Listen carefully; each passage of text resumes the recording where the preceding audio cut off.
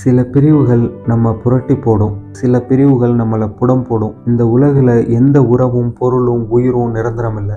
அதுபோல பிரிவும் நிரந்தரம் அல்ல.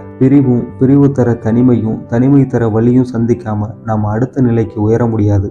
நம்ம காவிய கவிஞர் வாலி ஒரு பாட்டில் எழுதியிருப்பாரு, உறவென்ற சொல் இருந்தால் பிரிவென்ற பொருள் இருக்கும் அப்படின்னு. ஒன்று இழந்தாதான் ஒன்றை பெற முடியும். எந்த ஒன்றையும் அடைய விரும்பினா அதுக்கான விலையை கொடுத்தே ஆகணும். உங்களுடைய நோக்கமும் குறிக்கோளும் உயரியதா இருந்தா அதை அடையிற பயணத்துல சாலைகளையும் சோலைகளையும் இயற்கை எழில்களையும் மாட மாளிகை மதில்களையும் மனிதர்களையும் தடைகளையும் கடந்து நகர்ந்து, சரியா சொல்லணும்னா பிரிந்து தொடர்ந்து முன்னேறினா மட்டும்தான் உயரிய குறிக்கோளை அடைய முடியும். அப்படியான வெற்றி பிரிவின் காயத்தையும் அது தந்த வலிக்கும் ஏற்படுத்திய இழப்புக்கும் பெரும் ஈடா அமையும். பிரிவை எண்ணி பின்தங்கினால் வெற்றியும் கிட்டாது, பிரிவின் பயனும் எட்டாது.